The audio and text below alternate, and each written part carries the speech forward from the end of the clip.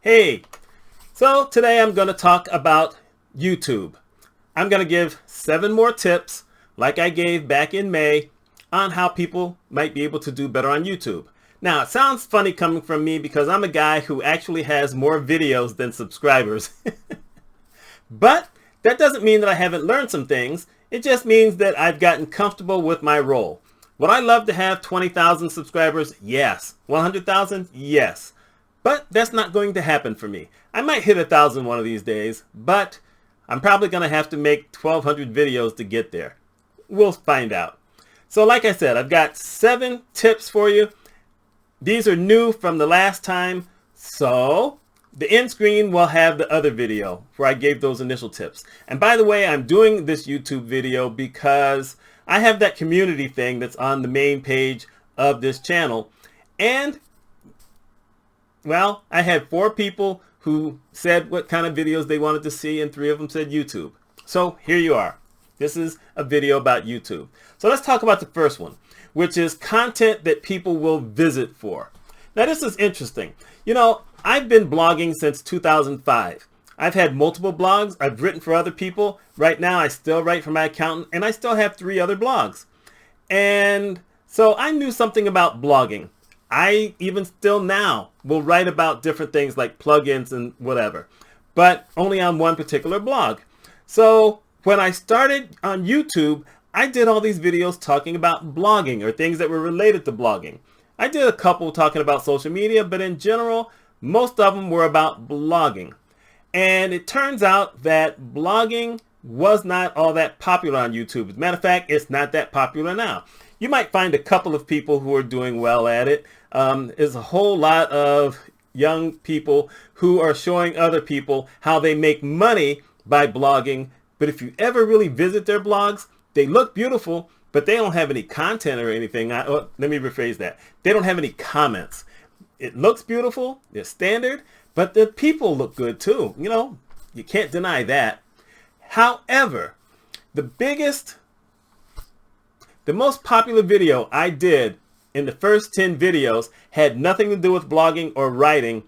It was titled Colonoscopy and Diabetes, because I'd had a colonoscopy and I had diabetes. And I talked about that.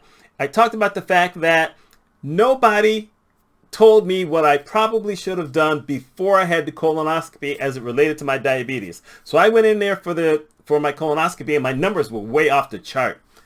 And so I put that video up there. Now, I started in 2011. That video has over 2,700 views, which for me is outstanding. And I still get people every month who visit that. And, you know, the number varies, but in the last month, I've had 25 visitors go to that blog. And out of the first 10 videos that I did, it's the only one that got comments, and it still gets comments. So content people will visit for. Talked about that. Out of my most recent videos, the one that's gotten the most visits is the one where I was talking about musical tinnitus or tinnitus, depending on where you live and depending how your doctor pronounces stuff. But I call it tinnitus. I got 200 views on that one. And the thing is that it's a longer video. Not enough people necessarily stuck through the entire thing. Matter of fact, they stuck through maybe 25% of it. But what's interesting is that you can find out if people jumped ahead because I put the chapters on there, and some people did. So you put it out there. People will find it. As a matter of fact, going back to my first video, if you type in to search colonoscopy and diabetes, at least when I did it, and I did it a couple of times on 2 different browsers, I came up as number 3. And that's from 2011. So sometimes that works out. So the next thing is, how often do you post content? Well, I've gone a couple of different directions. I had one thing many years ago where I was doing a video maybe once every 2 or 3 months. I had other things going on. And then I've had periods of time where I said, I'm going to do a video every single day in this month to see what happens. Back in August, I decided I was going to do a video every other day. And then I added a new one in there just because I was goofy. And I didn't get a lot of visits for all of those. I got one video that did okay, but the rest of them, you know, they were kind of iffy. Now, you have people like Phil DeFranco. I've been watching his channel for a long time, and he's definitely changed, and I think it's kind of better now. But he does a video every day. I mean, he used to skip weekends. Now, sometimes he does it Sunday through Thursday. He had a period there where he's doing it every single day. But his channel is about news. The news changes every single day. And he's got a staff of people who help him put these things together. They do the auditing, the video, what do you call it? Whatever it is. They do all that stuff for him. Editing. They do all the editing for him. I'm not going to say that's easy, because you still have to get out in front of the people and do all this stuff.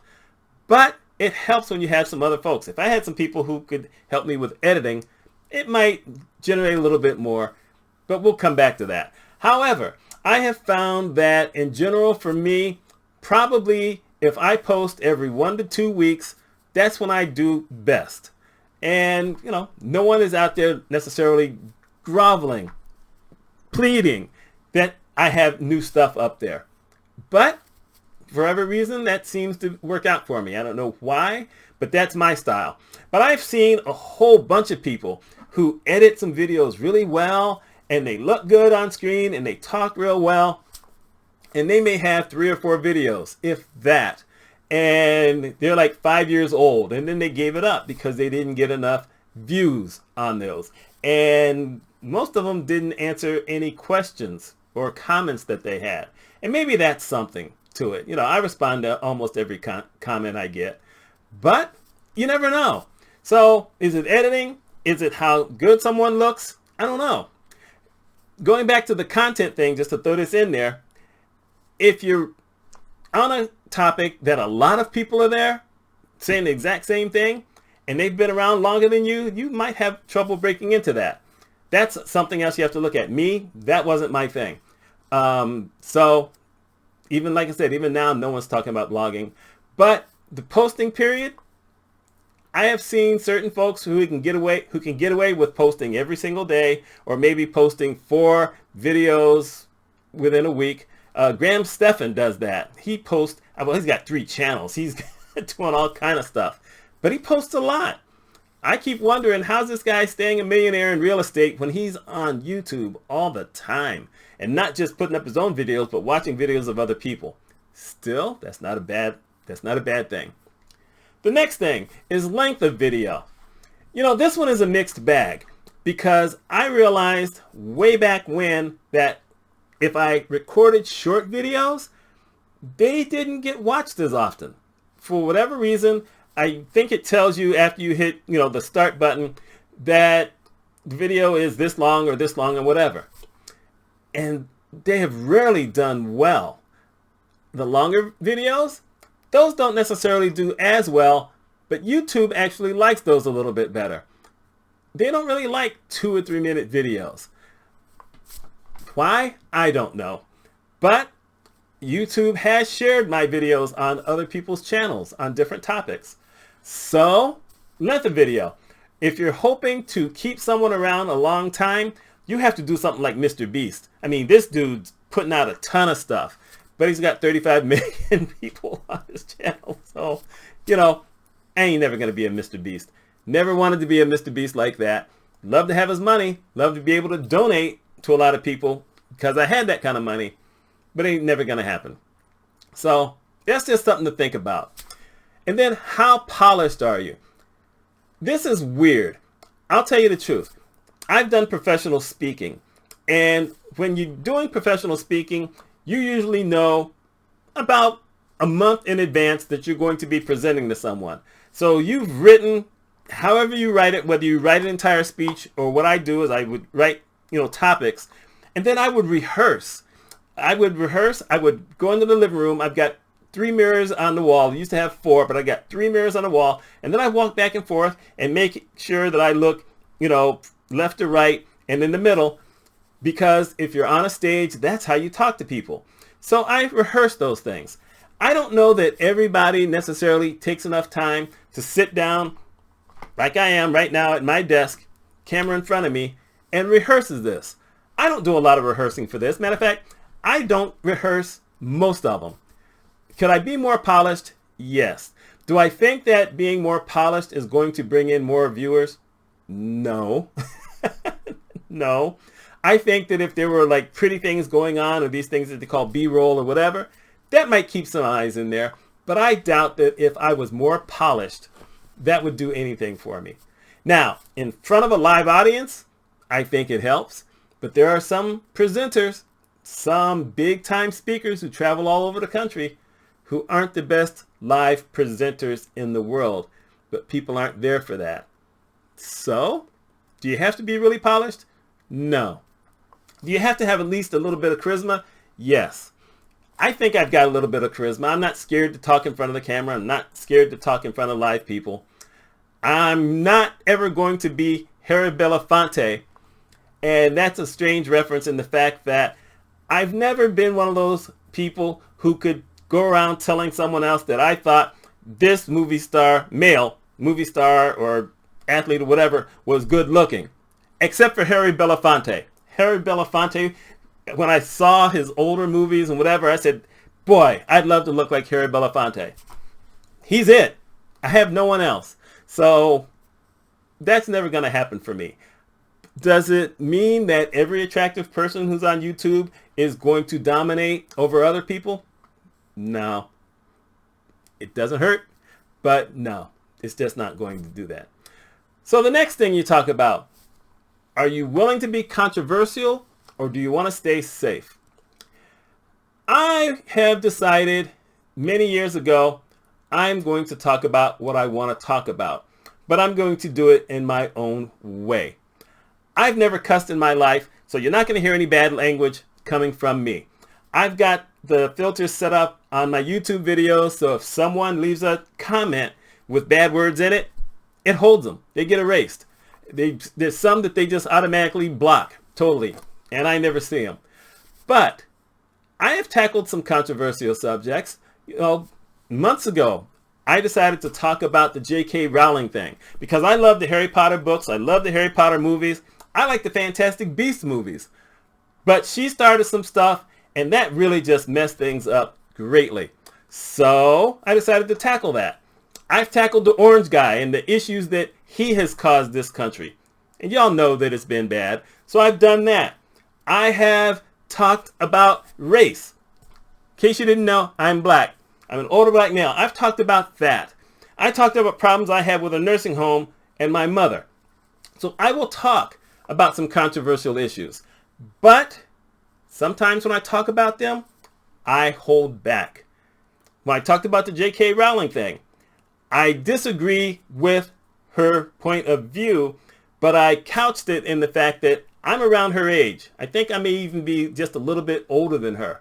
And there's a lot of people my age who back then thought the exact same way that she did, who even now probably think the same way that she does. Me, because I had a different background. I was a music and history major. I knew a lot of gay people.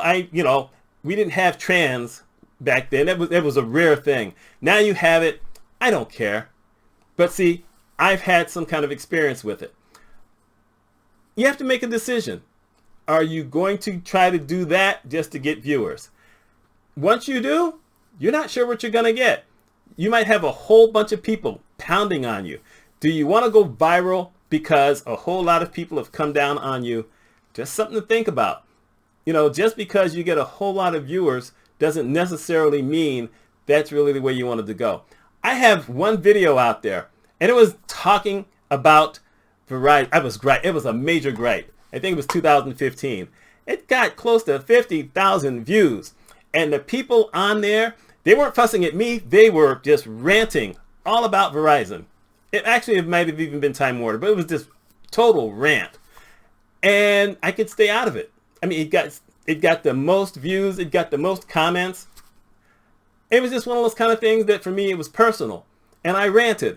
And I ranted because it was something that was brand new. But in retrospect, I probably could have handled that a little bit differently. Still, you should have seen the people who came out. And you know what happened? Nothing. Did my channel grow? Actually, my channel grew the most because of that video. but I didn't even get 50 new subscribers. And I doubt that any of those people still come to the channel because that wasn't the kind of content I was willing to keep doing. But it's something you need to think about, because every day there's someone who says something, and the next thing you know, Twitter's got them everywhere. They're showing up on YouTube channels. They're showing up on some streaming service. I'm trying to think of YouTube, not YouTube, my God, TikTok. I'm not on any of those, so I don't know. Old guy, I'm not on any of that stuff. But you just have to watch out, because there's been a lot of people who have had to shut down their social media accounts because they went viral for the wrong reason. They had a good idea, at least in their mind, they had a good idea at the time, but it didn't go out the way they wanted to. There's something to think about. And the last thing I'm going to talk about is making money. So a lot of people try to get on YouTube because they want to make money. I'm not going to lie. I had hoped to make a lot of money on YouTube. And the thing is, when I joined, I actually started doing videos through what used to be called Google Hangout. It's the only reason I ended up with Gmail accounts, is because at the time you had to sign up with a Gmail account so that you could be on YouTube. So there you go. That's how it happened for me. The thing is that you also immediately got access to earn money through through YouTube.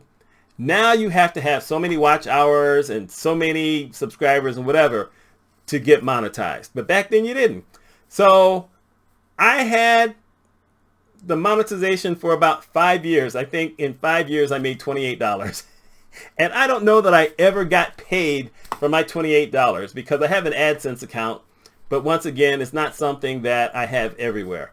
So if you're looking to make money, that's a different story, because now you definitely want to get to the polish. You want to get to topics that you know people are going to visit for, which means you're going to have to do a lot of research. You're probably going to censor yourself a little bit better. You're going to make sure you look more professional. And, look here. I got my t-shirt. I got my red t-shirt here in my red room. I mean, those are these kind of things that sometimes you just have to be ready to think about if you're looking to make money. Are you going to change who you are so you can make more money? Frankly, I'm probably not going to do it. Haven't done it yet. But if I ever get to a place where suddenly I've got a lot of folks and YouTube says, okay, you qualify for money, I ain't going to be mad at it. I'm not going to turn it down. We'll see how that goes. Anyhow, those are I said 7 earlier, but it ends up being 6. That's what I've got. And this is long enough, so I think it's time to let this go. We'll see how many people made it to the end. Maybe you went to one of those chapters and jumped ahead. We'll find out. Anyway, my name is Mitch Mitchell. I hope y'all are having a wonderful year so far. And we're only another week away from April. But at least it's already spring. Y'all take care.